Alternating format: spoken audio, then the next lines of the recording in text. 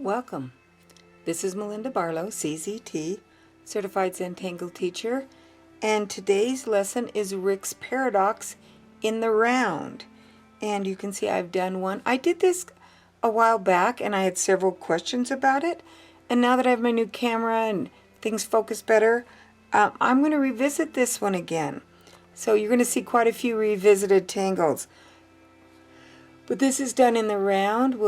We'll zoom in a little bit on it, and you can see this is when you do Rick's Paradox, depending on which way you put your pen stroke is what you're going to get a different type of look to your tangle.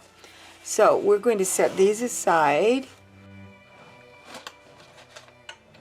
Rick's Paradox in the round, and we start out, I'm going to start out with a round tile.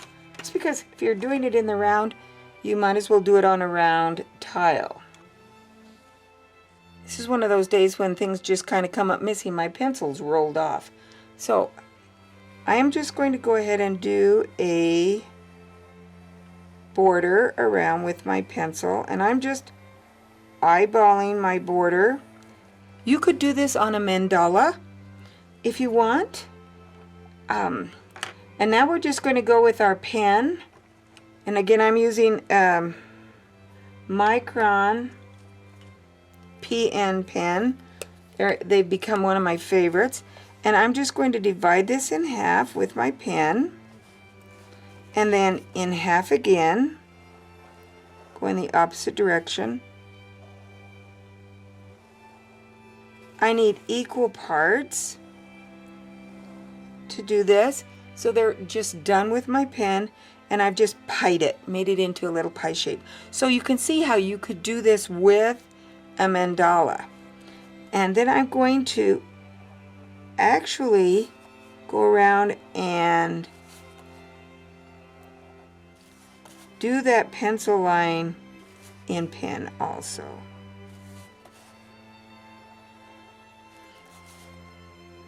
Sometimes you feel a little bit more confident after you've drawn a circle to do it in pen. And now I'm just going to do Rick's Paradox. And I'm going to do this design so that you can see, because it's opposite. This one, they're just all going the same direction.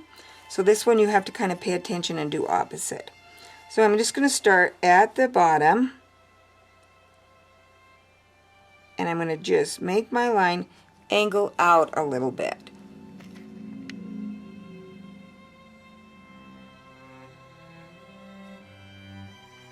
Zoom in a little. And then I'm going to do the same on that round, and I'm going to keep it with that round shape. And I'm going to draw down here, angling in just a little bit. So now I have another little pie shape that is just a wee bit smaller than the original one. And then I'm going to do it again.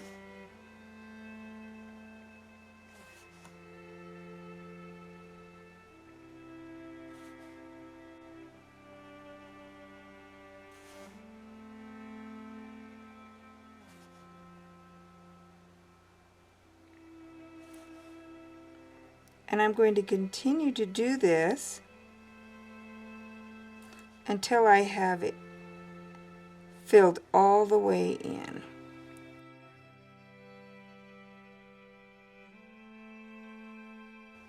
I've done lots of Rick's Paradox, and so I can do it without turning much, but you may want to turn your tile as you do it. Now I'm going to do the one just to the right of this one, and I'm going to start at the bottom. And I know which way I'm going to do because I see this partial fan shape. I'm going to make sure that I am going out because I want to continue that fan shape. So then I'll start here and go out. So this time I am drawing in the opposite direction. I'm calling this clockwise.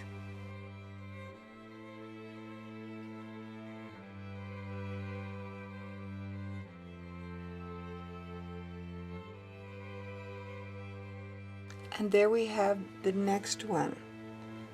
And now I'm going to turn it again, and I'm going to, because I can see my little round shape here, I'm going to start at the top, come down, and this time I'm going counterclockwise. And if you need to turn your tile as you do it, you can do that.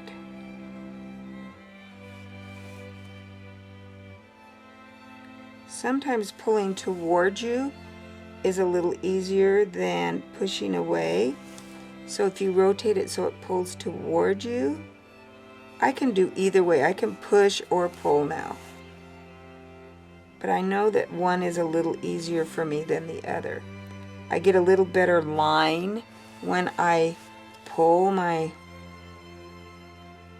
pen towards me. When I push it away, this is pushing it away, I find that my line is not as straight, or it gets a little wobbly.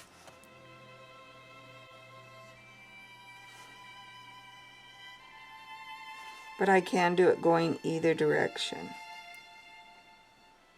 The closer together that you have your lines on this one, the more careful you are when you draw.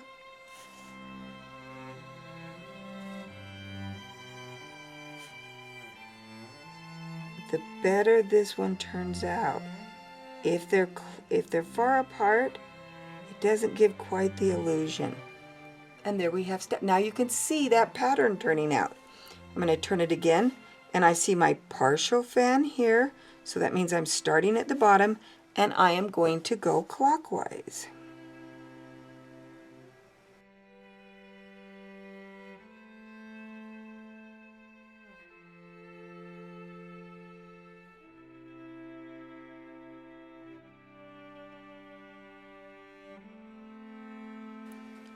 And there we have half of it done.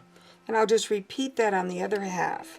Now, to shade this one, I could take my pencil, and I can just put a little graphite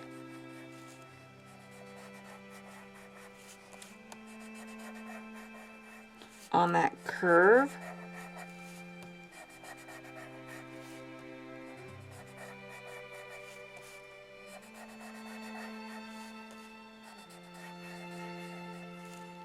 And that's one way to shade it. I can take and shade just down in here in the points on this one. And again, I do want to use my shading stump and blend it out.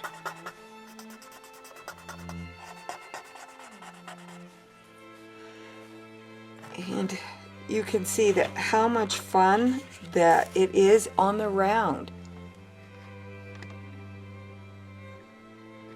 So you can see all of them. There they are. It's great fun. Rick's Paradox in the round. I hope you give this one a try. You can get these round tiles on my website, inkadoodles.com. Also, the plastic nib pens. Thanks for watching and have a great day.